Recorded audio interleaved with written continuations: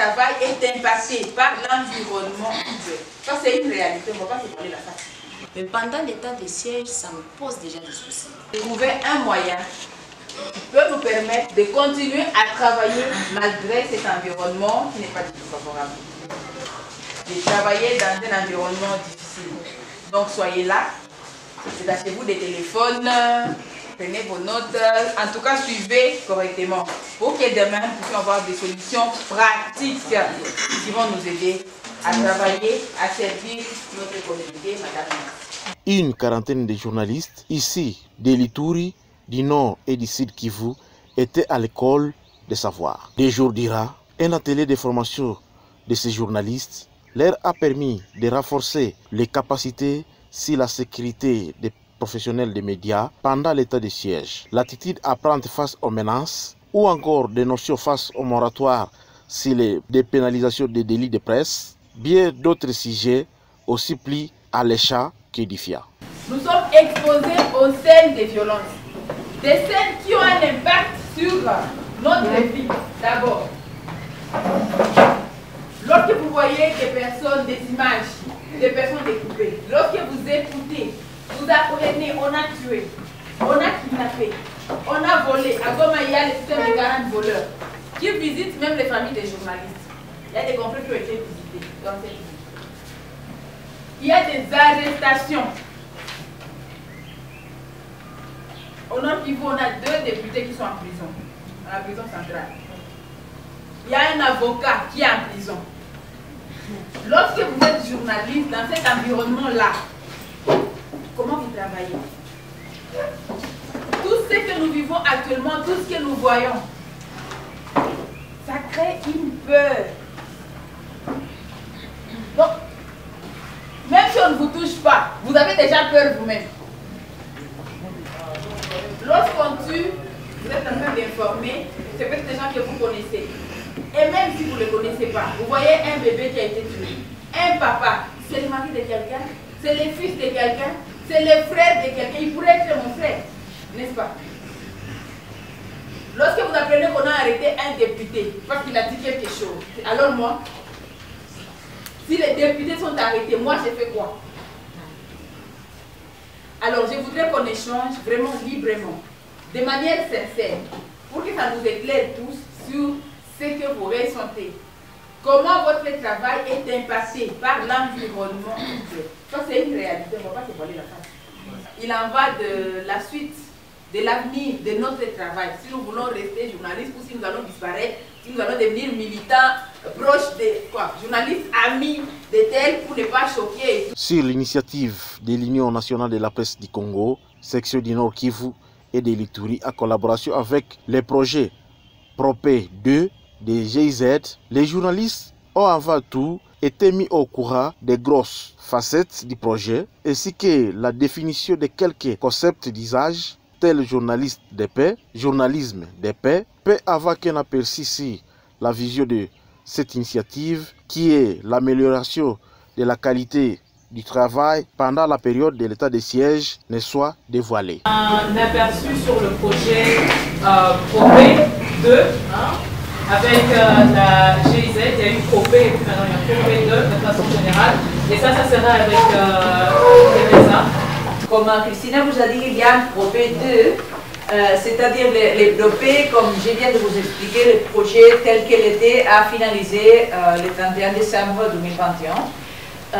Mais il y a eu c'est-à-dire le ministère nous a assuré une deuxième phase du projet pour 3 années additionnelles jusqu'à 2024. Et maintenant, nous sommes dans une phase transitoire, c'est-à-dire on est en train d'évaluer qu'est-ce que ça vient marcher, qu'est-ce que ça fait du sens de continuer à appuyer, et nous sommes dans cette phase d'évaluation et planification. Mais ce que c'est sûr, c'est déjà que dans la deuxième phase du projet PROPE, on va continuer à appuyer aussi les radios, les médias. Un volet très important, on va continuer avec le soutien à l'unité d'appui à la stabilisation et les partenaires de mise en œuvre de l'ICA13, pour tous ces volets aussi, résolution pacifique de conflits. On va continuer à appuyer le travail pour la prévention et la prise en charge de survivances de violences sexuelles et basées sur les genres et toute la mise en œuvre de la résolution 1325 du Conseil de sécurité des Nations Unies sur femmes, paix et sécurité. Non, la participation aussi de femmes dans tous les processus de négociation et de prise de décision avec les sujets de paix, de promotion de la paix. Et aussi, on va travailler, comme je vous ai dit, la résolution pacifique des conflits, les droits humains, ça va continuer, mais aussi avec un accent sur la participation locale. Et dans la deuxième phase, une chose nouvelle, ça serait qu'on va aussi impliquer certains acteurs étatiques clés, parce qu'on a vu que travailler avec la société civile, c'est très essentiel et on va continuer à appuyer la société civile, mais si on ne travaille pas avec des acteurs étatiques, ça va rester toujours un peu débalancé. Comme ça, comme je vous ai dit, on est en train d'évaluer avec qui, non mais nous sommes plus focalisés vers la base. Comme ça, on pense plus sur le renforcement des capacités, les actions plus participatives, aussi des développements au sein de communautés, entités territoriales décentralisées. Mais on va voir, non, nous sommes dans cette phase de voir quoi ça fait plus de sens, non, pour appuyer le bien-être de la population à l'est de la RDC, qui à la fin c'est notre but avec les projets. Un peu, c'est ça, je ne vais pas être très longue, non, un peu, je voulais vous donner un petit aperçu de pourquoi nous sommes ici avec vous aujourd'hui, quelle est l'idée derrière, non? Le travail du personnel de radio communautaire pour permettre à ces radios de travailler pour la promotion de la paix dans leur zone. Ce qui impliquait beaucoup de choses, non? Et de façon globale, cela impliquait un accompagnement sur le renforcement de capacités en compétences, c'est-à-dire les connaissances, mais aussi des aspects techniques. Hein. Et pour illustrer cela, qu'est-ce qu'on a fait? On a travaillé avec 7 radios communautaires, dont 6 au sud Kivu et 1 au nord Kivu. Et ce qu'on a fait avec ces radios, c'était des formations in situ. Donc on allait dans les sites de ces radios, on passait beaucoup de temps. C'est comme Freddy a dit au début, non, ce travail, il voudrait être bien avec la famille plusieurs jours, mais après on devait être dans le radio 3 semaines sur 4. Et c'était vraiment de formation pratique sur le journalisme de base, le journalisme sensible au conflit, les traitements des sons avec les logiciels Adobe Audition. On avait la gestion d'une radio communautaire, la gestion financière, comment ça se passe, comment être en règle avec les services étatiques. Mais aussi un autre aspect très important, c'était les activités génératrices de revenus. Ensuite, on a également évoqué des questions sur la gestion de réseaux sociaux, la masculinité positive ou encore l'intégration du genre dans le média. En gros, c'était ça le journalisme de paix avec plusieurs volets. Et à la fin, on peut dire que ce qu'on considère vraiment comme des acquis à ce jour, c'est qu'il y a des résultats positifs dans la gestion de radio communautaire. Il y a une meilleure subdivision de travail, c'est-à-dire on sait dans l'équipe, on a un directeur, son travail c'est ça, on a un rédacteur, on a un chargé de programme, on a des journalistes, on a les services techniques, et donc ce n'est plus pêle-mêle comme on a trouvé dans certaines structures. Ensuite, à la fin, également en 2021, on s'est rassuré qu'au moins 4 de ces radios accompagnées étaient en ordre avec l'UNPC. Parce que c'est ça aussi être journaliste, non? Avoir sa carte de presse UNPC. En fait, la vision du projet PROPE 2 de GIZ est la mise en œuvre d'un journalisme rapproché entre les Nord Kivu et l'Ituri, lequel journalisme doit être assis, la connaissance des principes de suivi dans une zone à conflit armé et en être sensible. L'approche, c'est tout le renforcement des capacités et l'accompagnement technique. C'est-à-dire l'approche que nous avons avec les radios, c'était de travailler, comme Christine a dit, sur place avec les radios. Avec le renforcement de capacités, avec l'accompagnement proche, c'était vraiment les renforcements de capacités et l'amélioration. On a facilité aussi qu'ils soient indépendants au niveau économique avec l'appui des AGR, des activités génératrices de revenus, de mettre en place aussi ça. voir quoi c'est plus effectif, non? Quoi ça fait plus de sens de faire pour avoir des revenus et être indépendant et assurer que la radio peut continuer même sans appui externe. Ça c'est l'idée. C'est pas que nous voulons que les organisations qui nous appuyons sont dépendantes de la coopération allemande. Au contraire, la GIZ un jour va partir. L'idée c'est que vraiment chacune peut vraiment se débrouiller sans un appui externe. Ça c'est aussi notre but. Ensuite, il y a eu également des avancées techniques dans les traitements des informations, dans la vente de services de traitement de magazines. Et donc on est passé de l'étape où des partenaires, par exemple, viennent avec des magazines et ils donnent à la radio pour la diffusion parce que la radio n'a pas peut-être les compétences pour traiter, monter et diffuser ces magazines. Et maintenant, ça c'était vraiment un acquis vers la fin. Ensuite, la maintenance technique de base, non. On a des radios où il y a des techniciens maintenant qui peuvent installer, désinstaller la radio, installer le kit solaire et qui peuvent transmettre ces compétences. Ensuite, une autre de grands acquis qu'on peut considérer, c'est dans les 7 radios, il y a des activités génératrices des revenus qui ont été implantées ou renforcées. C'est-à-dire que les radios peuvent produire de l'argent pour le fonctionnement de la radio, c'est pas pour les bénéfices. Ensuite, à la fin, c'est ça, non? Le résultat, c'est qu'on a des radios communautaires professionnelles. Donc, de façon globale, c'est un peu ce qu'on a fait avec l'approche journalisme de paix. Et je ne sais pas si par rapport à ce que Teresa a dit, par rapport à ce que je viens d'évoquer, si on peut prendre 3 minutes. Mais ce que c'est sûr, c'est déjà que dans la deuxième phase du projet Propé, on va continuer à appuyer aussi les radios, les médias. Un volet très important, on va continuer avec le soutien à l'unité d'appui à la stabilisation et les partenaires de mise en œuvre de l'ICA13, pour tous ces volets aussi, résolution pacifique de conflits. On va continuer à appuyer le travail pour la prévention et la prise en charge de survivances de violences sexuelles et basées sur les genres et toute la mise en œuvre de la résolution 1325 du Conseil de sécurité des Nations Unies sur femmes, paix et sécurité. La participation aussi de femmes dans tous les processus de négociation et de prise de décision avec le sujet de paix, de promotion de la paix. Dans la deuxième phase, une chose nouvelle, ça serait qu'on va aussi impliquer certains acteurs étatiques clés, parce qu'on a vu que travailler avec la société civile, c'est très essentiel et on va continuer à appuyer la société civile, mais si on ne travaille pas avec les acteurs étatiques, ça va rester toujours un peu débalancé. Juste après cette présentation, l'ONG Journalistes en danger GED a ressourcé les hommes de Plim sur des notions d'analyse sur les cas des journalistes en conflit pendant la justice militaire et la responsabilité à prendre face aux fautes professionnelles. Et nous avons donc l'obligation, le triomphe de la vérité. L'état de siège n'est pas venu nous dire taisez-vous. Et des informations à obtenir sans chantage.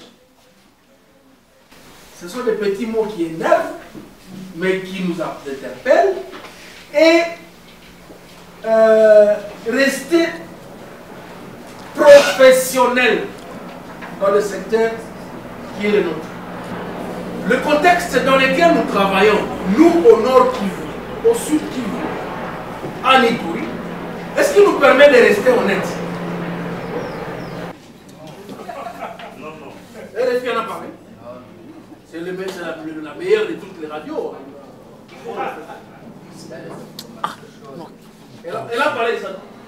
Pour dire, là où l'armée française a échoué, le gouvernement malien vient de déboulonner les rebelles. C'est ça. C'est la grande difficulté que nous avons. Le contexte dans lequel nous sommes, est-ce qu'il permet de mal vendre mon pays? Dans une zone comme celle-ci, où nous avons devant nous deux termes, la guerre asymétrique et les éléments de langage, où la presse doit continuer à faire son travail. Dans toutes les zones où il y a des tas exceptionnels, premièrement, on nous dit d'observer strictement et avec rigueur notre code d'éthique et de déontologie. ne dit pas de parler des états de siège. Ici, au Nord Kivu, en tout cas, nous parlons de l'état de siège. Voici ce que l'armée a dit. Tout acte de corruption active ou passive, direct ou indirect, en vue de la publication d'une information. Le porte-parole de l'armée du Nord Kivu, le colonel Guillaume Njike Kaiko, a lui, dans son intervention, montré aux professionnels des médias que pendant les opérations militaires, il faut suivre et comprendre le langage militaire pour ne pas escalader les lignes infranchissables et faire paniquer la population ou carrément démoraliser les troupes. Au Nord Kivu, nous avons compris cela. Nous avons compris cela. Et du coup, dès l'instauration de l'état de siège, on cherche à être à côté des professionnels des médias de manière à ce qu'on puisse travailler ensemble, parce que nous avons compris que c'est ensemble, c'est en s'appuyant sur les professionnels des médias que nous pouvons séparer l'ennemi de notre population, de nous appuyer. Voilà les regards car l'état de siège sur les professionnels des médias. Donc, un partenaire non négligeable. Et c'est évident, je pense que vous le savez tous, nous faisons de la communication institutionnelle de la défense. Il est tout à fait normal que vous me cherchiez et que du coup, je ne réponds pas. C'est pas moi qui communique. Moi, je ne suis que le porte-parole. Je dois attendre de ma hiérarchie ce que nous appelons des éléments de langage. C'est les chefs, et surtout que nous sommes pendant l'état de siège. Parler de l'état de siège, mais nous voulons à ce que les journalistes restent professionnels, c'est aussi récupérer l'information. Vous avez récupéré ces informations par-ci par-là, mais l'armée aussi a ses sources. Nous avons aussi notre version des faits. C'est tout. C'est ça la manière d'aider l'état de siège. Récupérez l'information, faites passer aussi les sons de l'armée. Voilà, c'est ça aider. Quand on parle d'une dose de patriotisme, ces journalistes sont congolais.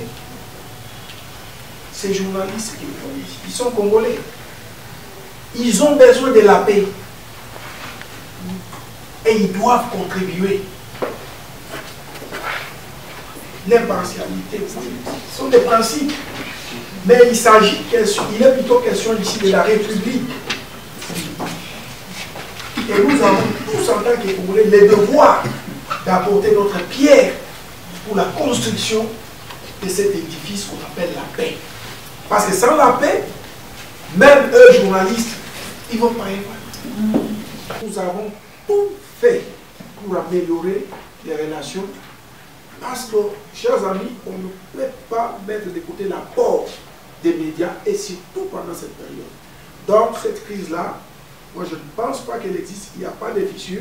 Nous nous faisons mutuellement confiance.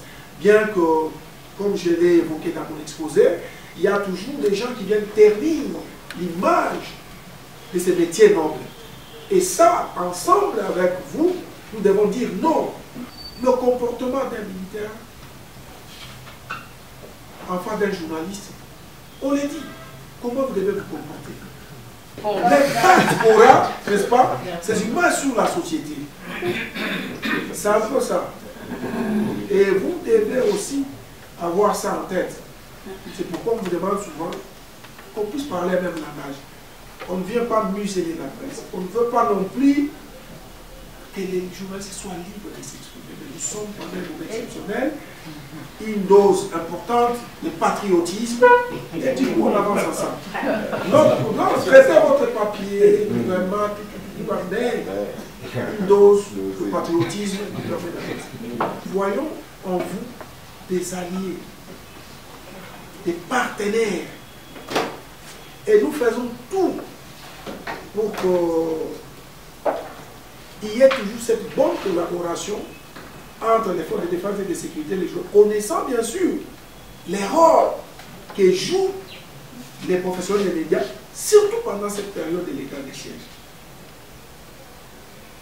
Chers amis, les professionnels des médias jouent un rôle très important et je vous dis, les porte-parole du gouvernement militaire, pour dire le gouvernement militaire est très fier de la manière dont nous travaillons ici chez nous. Et la preuve en est qu'il a reçu les responsables des organes de presse, les porte-parole ont fait la même chose, nous à notre niveau, niveau tactique, nous avons fait la même chose.